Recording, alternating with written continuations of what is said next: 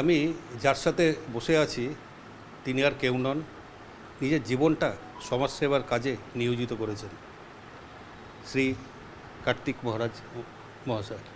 আপনাকে স্বাগত কেটিভিতে। নমস্কার, আমি কেটিভির সমস্ত শ্রোতাদের, দর্শকদের আমি আন্তরিক শুভেচ্ছা জানাচ্ছি। প্রথমেই জিজ্ঞেস করছি যে এই যে আশ্রমের মাধ্যমে জনগণের সেবার জন্য আপনি যে নিযুক্ত হলেন, এর অনুপ্রেরণাটা ছোটোবেলায় আপনার মধ্যে কী করে আসলো? প্রথমত আমাদের যেখানে বাড়ি আর কি, পূর্বাশ্রম, সেখানে ভারত সেবাশ্রম সংঘের সন্ন্যাসীরা যাতায়াত করতেন এবং আমাদের ভারত সেবাশ্রম সংঘের ব্রহ্মচর্যম যে বই আছে, সে বইটি আমাদের বাড়িতে ছিল, সেটা পড়তাম। তারপরে স্বামীজিদের জীবনযাত্রা আমি খুব কাছ থেকে দেখেছি। তখন থেকেই আমি অনুপ্রাণিত হই যে এই সংঘের সঙ্গে যুক্ত হওয়া। আমাদের নর্থ বেঙ্গলের রায়গঞ্জ আমাদের যে সেবাশ্রম রয়েছে, সেখানেই স্বামীজিদের সঙ্গে পরিচয় হয়। তারপরে সেখান থেকে বাঁকুড়া রানীবাঁধে আমি যাই। ওখানে যিনি স্বামীজি ছিলেন, আমাদের পরম পূজনীয় শ্রীমৎ স্বামী ত্রিদিবানন্দজি মহারাজ, তিনি আমাদের সংঘ প্রতিষ্ঠাতা আচার্য স্বামী প্রণবানন্দজি মহারাজের লীলা পার্ষদ ছিলেন। তার কাছে থাকি, সেখান থেকে শুরু হলো আমাদের জীবনযাত্রা। এই যে ভারত সেবাশ্রম সংঘ বা আপনার যে সামাজিক কাজগুলো, সেই ক্ষেত্রগুলো কি? রানীবাঁধে যেহেতু আদিবাসী অধ্যুষিত, সেহেতু আমাদের গুরু মহারাজও বলেছেন যারা সমাজের পিছিয়ে পড়া মানুষ, যারা আদিবাসী, যারা বনবাসী, যারা অনন্ত শ্রেণীর মানুষ, তাদের সঙ্গে তাদেরকে স্থান দেওয়া, তাদেরকে কোল দেওয়া, যেটা আমাদের ভগবান রামচন্দ্র করেছেন। কৃষ্ণ গোপবালকদের সঙ্গে মিশেছেন, মাঝে মহাপ্রভু এই কাজটিও করেছেন। স্বামী বিবেকানন্দ এই কথা তিনি বলেছেন, মূর্খ ভারতবাসী, দরিদ্র ভারতবাসী, চণ্ডাল। আর গুরু মহারাজ প্রণবানন্দজি মহারাজ এটা বাস্তব রূপদান করার জন্য প্রত্যেক আশ্রমে এইসব আদিবাসী, যারা আমাদের গরিব, অনাথ, এদের থাকার ব্যবস্থা, লেখাপড়া শেখার ব্যবস্থা করেছেন। আর সেটা আমি গ্রহণ করেছি এবং পরবর্তীকালে আমাদের পূজ্য প্রজ্ঞানন্দ স্বামীজি মহারাজের সঙ্গে আসি। তিনি আমাকে তখন পাঠালেন মুর্শিদাবাদ জেলায় ভারত সেবাশ্রম সংঘের তখন পূজ্য শ্রীমৎ স্বামী হিরণময়ানন্দজি মহারাজের কাছে। খুব পণ্ডিত, ভালো অর্গানাইজার, ভালো বক্তা। তার কাছ থেকে আরও নিবিড়ভাবে মুর্শিদাবাদ জেলার সঙ্গে সম্পর্কিত হলাম। আর এখন বর্তমানে মুর্শিদাবাদ জেলায় অনেকগুলি ট্রাইবাল ওয়েলফেয়ার ডিপার্টমেন্টের সহযোগিতায়, কেন্দ্রীয় সরকারের, সেখানে আদিবাসী ছেলেদের ছাত্রাবাস, রেসিডেন্সিয়াল স্কুল, 10 বেডের হসপিটাল। এখন মুর্শিদাবাদে আমাদের আন্ডারে 4টে হাই স্কুল আছে আর 13টা প্রাইমারি স্কুল। এবং এই হাই স্কুলের মধ্য থেকেই একজন আদিবাসী মেয়ে 10ম স্থান অধিকার করেছিল মাধ্যমিকে, আপনারা হয়তো খবর পাবেন।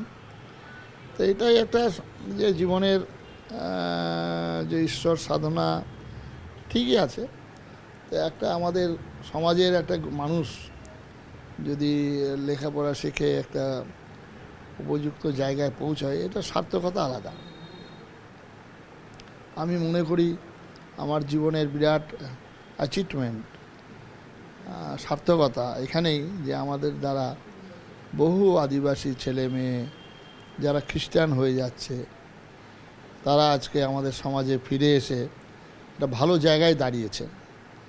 এটাই তৃপ্তি এবং এটাই আচার্য স্বামী প্রণবানন্দজি মহারাজের যে লক্ষ্য, ওরা হীন অন্ত জাতিকে কোলে তুলিয়ে নেওয়ার যে আহ্বান, সেটার সঙ্গে আমি যুক্ত হয়েছি। আমার সেটা স্যাটিসফাইড। উত্তরবঙ্গের যেহেতু সীমান্তবর্তী অঞ্চলগুলো, সেখানে মানুষের নানা রকম সমস্যা, সেখানে আপনার সঙ্গের কাজটা কতটা বিস্তৃত? এটা তো সংঘের আমাদের সন্ন্যাসী সংখ্যা খুব মুষ্টিমেয়। তার মধ্যে উত্তরবঙ্গের আমাদের কাজ ভারত সেবাশ্রম সংঘের বহু হিন্দু মিলন মন্দির এবং আমাদের নর্থ বেঙ্গলে প্রচুর শিষ্য ভক্ত, যেমন রায়গঞ্জ, বালুরঘাট, এইসব কালিয়াগঞ্জ, কুমারগঞ্জ, এই যে ছোট ছোট যে শহরগুলো, এদের 90% ভারত সেবাশ্রম সংঘের শিষ্য ভক্ত অনুরাগী। এবং আচার্য স্বামী প্রণবানন্দজি মহারাজ, ওনার দেহের মানে মহাপ্রয়াণের আগেই তিনি উত্তরবঙ্গ সফর করেছিলেন। জলপাইগুড়ি, শিলিগুড়ি এইসব অঞ্চলের আমাদের অনেক অনুরাগী, যার জন্যও রাজনৈতিকভাবে উত্তরবঙ্গের অবদান বর্তমান রাজনীতির দলে বিরাট অবদান রয়েছে। তার জন্যে আমি গর্বিত যে উত্তরবঙ্গের মানুষ বহুদিন পিছিয়ে আছে। আমাদের দক্ষিণবঙ্গের যেভাবে উন্নয়ন হয়েছে, সেদিক থেকে উত্তরবঙ্গ অনেক পিছিয়ে আছে, এটা অস্বীকার করার উপায় নেই। এবং উত্তরবঙ্গের প্রত্যন্ত এলাকার মানুষগুলোকে, কলকাতার অনেক লোকই জানি না যে আমাদের উত্তরবঙ্গে কীভাবে মানুষ আছেন। সেই দিক থেকে আমি বর্তমান সরকারকে ধন্যবাদ জানাবো যে উত্তরবঙ্গের দিকে দৃষ্টিপাত করেছেন।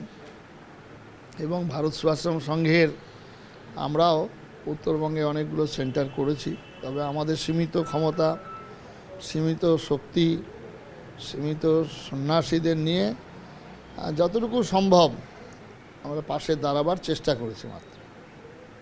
বর্তমান যে সামাজিক পরিস্থিতি এবং বিভিন্নভাবে যে রাজনৈতিক যে মেরুকরণ যেগুলো হচ্ছে বিভিন্নভাবে, সেগুলোকে যদি আপনি বা আপনার যে ভারত সেবাশ্রম সংঘ, সেটাকে কীভাবে দেখছি? প্রথমত ভারতীয় সংস্কৃতি, তারপরে ভারতবর্ষের যে ধর্ম, ভারতবর্ষের ইতিহাস, প্রচার প্রসার এবং আমাদের প্রজন্মকে জানানোর উদ্দেশ্য নিয়ে এই সংঘেরই নামকরণ হয়েছে ভারত সেবাশ্রম সংঘ। সীমান্তবর্তী যে অঞ্চলগুলো রয়েছে, সেখানে সংখ্যাগুরু সম্প্রদায়ের মধ্যে পারস্পরিক বিশ্বাস এবং যেভাবে অনুপ্রবেশ হচ্ছে, সেক্ষেত্রে প্রশাসনের কী ধরনের ভূমিকাটা নেওয়া হচ্ছে? আমি আশা করব বর্তমান যে প্রশাসন যারা এসছেন, তারা এই ব্যাপারটা ভালোভাবে গুরুত্ব দিচ্ছেন এবং আগামী দিনে দেবেন, এটা আমাদের বিশ্বাস। আমরা দেশ বিভাজনের পরেও আমাদের বিশেষ করে মিশ্র এলাকায় আমরা এই কবিগুরুর যে চিন্তাধারা ছিল, কবিগুরু রবীন্দ্রনাথের, আমরা দিবে আর নিবে, মিলাবে আর মিশিবে, যাবে না ফিরে, এই নানা ভাষা, নানা মত, নানা পরিধান, এই আদর্শে হিন্দু ধর্মের মানুষ বিশ্বাসী। তার জন্যে আমরা গাছকে পুজো করি, আমরা ময়ূর, হাঁস, ইঁদুর, পেঁচা এদেরকেও পুজো করি, কারণ এদের মধ্যেও ঈশ্বর আছেন।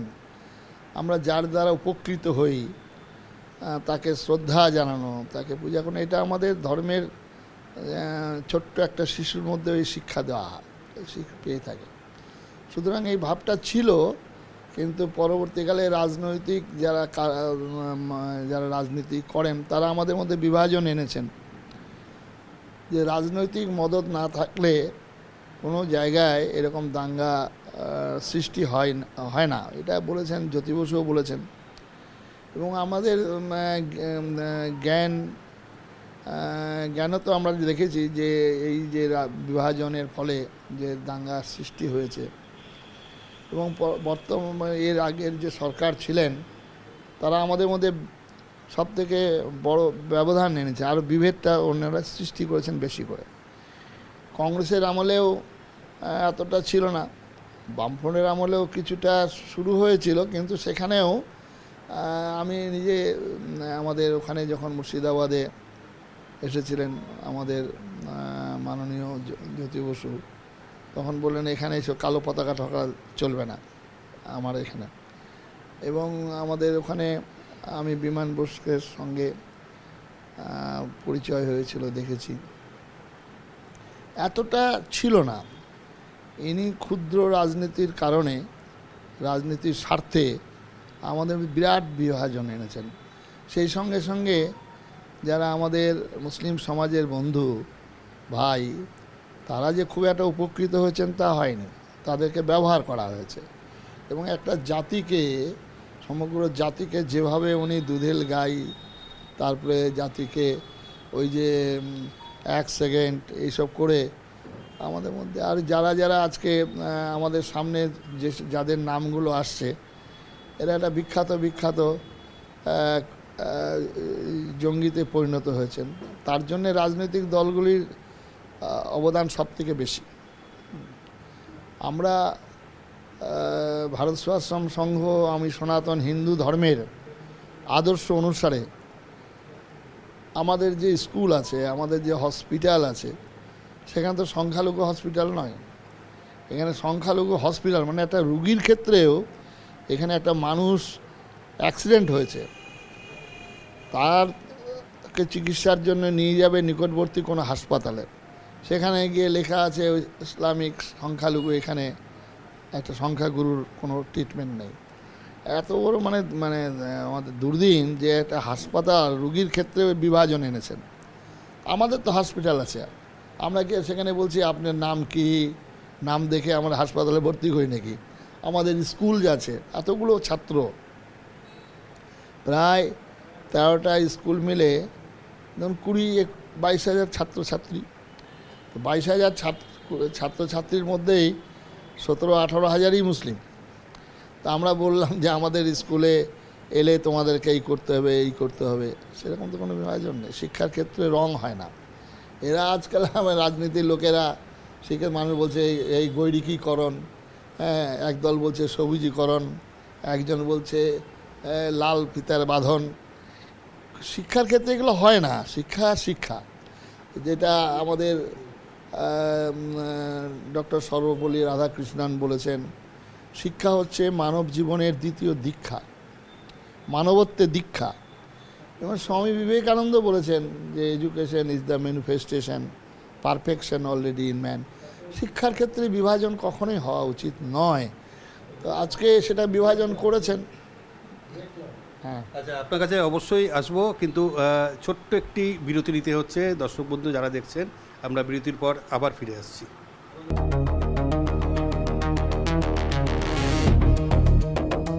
ফিরে এলাম বিরতির পর, এবং যার সঙ্গে কথা বলছিলাম তিনি আর কেউ নয়, সমাজসেবার কাজে নিজের প্রাণ জীবন সমস্ত কিছু নিয়োজিত করেছেন সেই কার্তিক মহারাজ। সেই কার্তিক মহারাজের আপনি যেটা জানাচ্ছিলেন, যেভাবে বিগত সরকার বিভিন্নভাবে একটা ধর্মীয় মেরুকরণ করার চেষ্টা করেছিল, তা সেই সরকারেরই প্রধান যে আপনার বিরুদ্ধে বিভিন্ন রকম রাজনৈতিক বিভিন্ন রকম অভিযোগ তুলেছেন, তাতে কি সংঘের কাজে কোনো রকম প্রভাব পড়েছিল? কিছুটা প্রভাব তো পড়বেই। তাহলে এগুলো সাধকের জীবনের এটা প্রয়োজনীয় আছে। সাধকরা সংগ্রাম, তাদের ভেতরে বাইরে নিরন্তর সংগ্রাম করতে হবে। এই সংগ্রাম হলে তখন তার বিবেক, বৈরাগ্য, তার চেতনার জাগে। তো আমাদের ক্ষেত্রে এটা অভিশাপ নয়, আশীর্বাদ আমাদের সাধকদের। আর সন্ন্যাসীর কাছে প্রতিষ্ঠা এটা বিষ্ঠা স্বরূপ। আমরা তো বাড়ি ঘর ছেড়েই এসেছি, সব কিছু ছেড়ে এসেছি। আমরা তো পথের ভিখারি। সন্ন্যাসী হওয়া মানে একটা ভিখারি আর বলা চলে। তো সুতরাং কেউ আমাদেরকে খুব আদর যত্ন করে সম্মানে আমাদেরকে অধিষ্ঠিত করবেন, আবার কেউ পিছন থেকে নানা রকম কথা বলবেন, সমালোচনা করবেন। এটা তো নিয়ম। আর কারো মুখ বাধা দেওয়ার কোনো কিছুই নেই। গণতন্ত্র, এক একজন এক এক রকম বলবেন। তবে সন্ন্যাসী, আমরা গীতার যে আদর্শ, যেখানে বলছেন তুল্য নিন্দা স্তুতির মৌনী সন্তুষ্ট যেন কেনচিত যৌন হৃষ্যতি নদেষ্টি, আমাদের কাছে সমতুল্য হয়ে থাকে। সেই জন্য ঠাকুর রামকৃষ্ণকে নিয়ে, স্বামী বিবেকানন্দকে নিয়ে বহু লোকে বহু রকম সমালোচনা করেছেন। আমাদের একজন স্বামীজি ছিলেন, স্বামী বিজ্ঞানানন্দজি, চলন্ত শিব। তিনি চাঁদা আদায় করতে গিয়েছিলেন সেবা কাজের জন্য। বলছে, আপনারা যুবক, লেখাপড়া শিখে আপনারা এইসব ভিক্ষা করছেন কেন? দেশটাকে আপনারা পঙ্গু করে দিচ্ছেন, এসব বলেছেন। তিনি দুঃখ পেয়েছেন, আঘাত পেয়েছেন, ফিরে এসেছেন। গুরু মহারাজ বলছেন, দেখ, একদিন যারা তোমার এই সমালোচনা, তারাই তোমাকে মাথায় করে নিয়ে নাচানাচি করবে।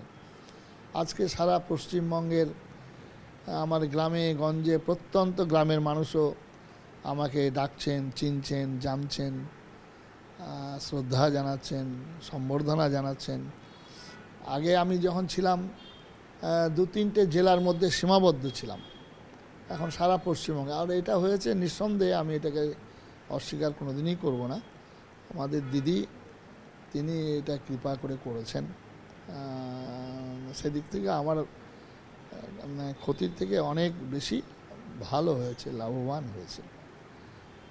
বর্তমান যে মাদকাসক্তি এবং সামাজিক অবক্ষয় রোধে ধর্মীয় সংগঠনগুলোর গুরুত্ব কতটা? অবশ্যই ধর্মীয় সমস্ত সংগঠনে যারা সাধু সন্ন্যাসীরা যারা আছেন, গুরুর যারা আশ্রয় আছেন, এদেরকে প্রত্যেককে ভূমিকা নিতে হবে। কারণ আমাদের এখনও পর্যন্ত হিন্দু সমাজ কোনো না কোনো আশ্রমের দীক্ষিত শিষ্য ভক্ত। তাদেরকে একদম কঠোরভাবে বলতে হবে যে সমস্ত রকম নেশা থেকে বন্ধ, বিশেষ করে মাদক, মদ, গাঁজা, ভাং, এইসবগুলো নিষেধ করা। আমি তো সর্বত্রই বলি যে আপনারা সনাতন হিন্দু ধর্মের মানুষ, নেশা থেকে সরে আসুন, নেশা করবেন না, এটা আমরা বলছি এবং অনেকটা ফল হচ্ছে। কিন্তু এই সঙ্গে সঙ্গে যদি সরকার যদি এগিয়ে আসে আরও ভালো হয়। এখন সরকারের তো রেভিনিউ আদায় করার এই একটা মাত্র পথ আমার মনে হচ্ছে যে এই কোটি কোটি টাকা এই মদ থেকে আসছে। সেই থেকে আমরা সরকারকে অনুরোধ করব যাতে এই লাইসেন্সগুলোকে একটু সীমাবদ্ধ করা। বর্তমান প্রজন্মকে ধর্মীয় ওই নৈতিক শিক্ষার ক্ষেত্রে আপনার কি বার্তা থাকবে? অবশ্যই আমাদের প্রত্যেকটা মনুষ্য জীবনের ভারত সরকারের একটা বিভাগ আছে, যে বিভাগটা হচ্ছে আমাদের মানব সম্পদ। মানে মানব সম্পদটা কি, এটা যদি মানুষকে আমরা না বলতে পারি, বোঝাতে পারি, তাহলে তো সম্পূর্ণ এটাই ফেলিওর হয়ে যায়। মানব সম্পদ মানে তার মনুষ্যত্ব। আমাদের যদি মনুষ্যত্বই না থাকে তাহলে মানুষ হয়ে লাভটা কী হলো? মনুষ্য জীবন আমাদের, তার মধ্যে সম্পদ যেটা হচ্ছে আমাদের ধর্ম। ধর্মকে আশ্রয় করেই মানুষ তার মনুষ্যত্ব লাভ করবেন। না হলে আহার, নিদ্রা, ভয়, মৈথুন, এগুলো পশু পাখির মধ্যেও যেমন আছে, মানুষের মধ্যেও রয়েছে। তাহলে এই পশু পাখির সঙ্গে মানুষের তফাৎটা কোথায়? ধর্মেন হীনা পশু, ধর্মহীন হলে মানুষ পশুর সমান। সেই ধর্মটা কি? আচার্য স্বামী প্রণবানন্দজি মহারাজ বলছেন, ধর্ম নাই মালায় ঝোলায়, ধর্ম নাই মন্দিরে মসজিদে গির্জায়, ধর্ম নাই বেদে পুরাণে কোরআনে। ধর্মটা হচ্ছে ত্যাগে, তার সংযমে, তার সত্যে, তার আচার আচরণে, ব্রহ্মচর্যে। সুতরাং আমাদের হিন্দু ধর্মের দুটো দিক, একটা হচ্ছে অন্তরঙ্গ সাধনা, একটা হচ্ছে বহিরঙ্গ সাধনা। বহিরঙ্গ সাধনার এই মালা ঝোলা, জপ তপ, পূজা পাঠ, গঙ্গা স্নান, এগুলো। তো অন্তরঙ্গ সাধনা যদি না থাকে, বহিরঙ্গ সাধনায় কোনো লাভ হবে না। সেই জন্য ধর্মের যে নিহিত শক্তি, ধর্মের যে ব্যাখ্যা, এগুলো ঠিকমতো তুলে ধরা হয়নি। যার জন্যই আজকে ধর্ম সম্পর্কে মানুষের এরকম অনীহা। আর ধর্মকে নিয়েও আমাদের বিভিন্ন মঠ মন্দিরে বিভিন্ন সময় বিভিন্ন রকম ঘটনার পরিপ্রেক্ষিতে সম্পর্কে মানুষের একটা ভুল ভ্রান্ত ধারণাও তৈরি হয়েছে। তো এরকম রামকৃষ্ণ মিশন, ভারত সেবাশ্রম সংঘ, এরকম কিছু প্রতিষ্ঠান আছে যারা আত্মন্য মোক্ষার্থাং জগদ্ধিতায় চ এই ব্রত নিয়ে কাজ করছেন। আমাদের গুরু মহারাজ কিন্তু সেবাই আমাদের ধর্ম, সেবাই আমাদের কর্ম, সকল প্রকার সেবায় নিপুণ হওয়ার জন্য তিনি আহ্বান জানিয়েছেন। কর্তৃত্ব করিতে যাইও না, যে সকলের সেবা করতে পারবেন সেই যথার্থ কর্তৃত্ব করার অধিকারী, সিদ্ধার্থ সর্দার। সেদিন আজকে চেয়ার নিয়ে যেসব গোলমাল হচ্ছে, কে সম্পাদক হবে, কে প্রেসিডেন্ট হবে, বিভিন্ন আশ্রমে, মঠ মন্দিরে, ক্লাবে, রাজনৈতিক দলের মধ্যে লড়াই সংঘাত হচ্ছে। তা আমাদের গুরু মহারাজ বলছে, তুমি এই চেয়ারটা তোমার জন্য অপেক্ষা করবে, তোমার ব্যবহারের দ্বারা, তোমার কাজের দ্বারা। আমাদের ব্যবহার নেই, কাজ নেই, অথচ চেয়ার দখল করার জন্য লড়াই। এই ধর্মীয় প্রতিষ্ঠানগুলোর মধ্যে এটা শুরু হয়ে গেছে। তো সুতরাং আমাদের প্রত্যেককে সেবক হতে হবে, সব সময় মনে করতে হবে সেবক। যদি এটা থাকে, আর অহংকার বর্জিত হতে হবে। আমাদের প্রথমেই ভগবান বলছেন যে আমি সব সহ্য করতে, অহংকার সহ্য করতে পারি না। দেখছেন যে কী দাম্ভিক, কী অহংকার। কিছুদিন আগে দেখছেন বাবা নজরুল গীতির সঙ্গে, এই রবীন্দ্রসঙ্গীতের সঙ্গে ডিজে বাজবে, এমন ধরনের কথা। এটা অহংকারের বহিঃপ্রকাশ। অহংকারই পতনের মূল। নিঃসন্দেহে প্রত্যেকটা মানুষের জীবনে আমার মধ্যে যদি এরকম অহংকার আসবে, অবশ্যই পতন হবে। আগামী 5 বছরে পশ্চিমবঙ্গকে সহ উত্তরবঙ্গকে আপনি কোন জায়গায় দেখতে চান? নিঃসন্দেহে আমরা চাই যে বলো বলো সবে, শতবিনা বেনু রবে, ভারত আবার জগৎ সবার শ্রেষ্ঠ আসন লবে। ধর্মে মহান হবে, কর্মে মহান হবে। কর্মকে বাদ দিয়ে কখনো নয়। আমাদের এমন একটা সময়, ভেঙে দাও, গুড়িয়ে দাও, মানছি না, মানবে না, জ্বালিয়ে দাও, পুড়িয়ে দাও, এইসব স্লোগানে বাংলার বাঙালি হিন্দুর চরম ক্ষতি হয়েছে। আমি কিছুদিন আগে জামশেদপুরে ছিলাম দায়িত্বে, তো সেখানে আমাদের বাংলার দুটো ছেলেকে ওখানে আমি চাকরি করে দিই, ওখানে টাটা কোম্পানিতে ঢুকিয়ে দেওয়া হয়। তো আরেকটা ছেলের জন্য অনুরোধ করতে গিয়েছিলাম, তখন ম্যানেজার বলছে, স্বামীজি ज़्यादा বাঙালি হোনে সে লাল বাতি জ্বলেগা। আমি একদম মাথা আমার নত হয়ে গেল যে বাঙালি হচ্ছে, বাঙালিদের সম্পর্কে এরকম একটা ধারণা। অথচ স্বাধীনতার মুক্তি মন্ত্র বন্দে মাতরমে উদ্গাতা বাঙালি। স্বাধীনতার আন্দোলনে সব থেকে বেশি অবদান আন্দামান জেলে বাঙালি। অথচ শিক্ষা, দীক্ষা, ধর্মে, কর্মে সমস্ত দিকে শ্রেষ্ঠ ছিল বাঙালি। মাথা কখনো নত করেনি। একদম স্বাধীনতার পর এমন জায়গায় বাঙালির মাথা নিয়ে গেছে, একদম মাথা নুয়ে দিল সে। এই অবক্ষয়টা তো বিগত কয়েক বছরের মধ্যেই হয়েছে। শুরু হয়েছে আমাদের বামের আমল থেকে, এই আমলে একদম সর্বনাশ করে দিয়েছেন। পরিচয় দিতে লজ্জা লাগত। আমার শেষ প্রশ্ন, পশ্চিমবঙ্গের মানুষের প্রতি আপনি কি বার্তা দিতে চান? পশ্চিমবঙ্গ মানুষ, আমাদের যেসব বাঙালি, আমাদের হিন্দু মানুষ, যুবক, সনাতন ধর্মের মানুষ, আমরা রবীন্দ্রনাথের কবিতা আমরা জানি, মার অভিষেক এসো এসো তরা, মঙ্গল ঘট হয়নি যে ভরা, সবার পরশে পবিত্র করা তীর্থ নীড়ে, এই ভারতের মহামানবের সাগর তীরে আমরা মানুষ হব। আমাদের দুর্বলতা, আমাদের কাপুরুষতা দূর করে আমাদের মনুষ্যত্ব দাও, যেমন বিবেকানন্দ প্রার্থনা করেছিল, নরেন্দ্রনাথ দত্ত, আমায় মানুষ করো। মানুষ যদি আমরা হই, তাহলে সমস্ত সমস্যার সমাধান হয়ে যাবে। তাই সর্বাগ্রে আমি আহ্বান জানাবো, আমরা যাতে একটা মানুষ হতে পারি, পূর্ণাঙ্গ মানুষ হতে পারি, অলরাউন্ড ডেভেলপমেন্ট, এটাই হচ্ছে আমার বার্তা। নমস্কার। যেটা উনি জানালেন যে প্রত্যেককে মানুষ হতে হবে, তাদের সমাজকে ভালোবাসতে হবে, মানুষকে ভালোবাসতে হবে এবং মানুষের সেবায় নিজেকে নিয়োজিত করতে হবে, তাহলেই একটা সুস্থ সবল সমাজ গড়ে উঠবে।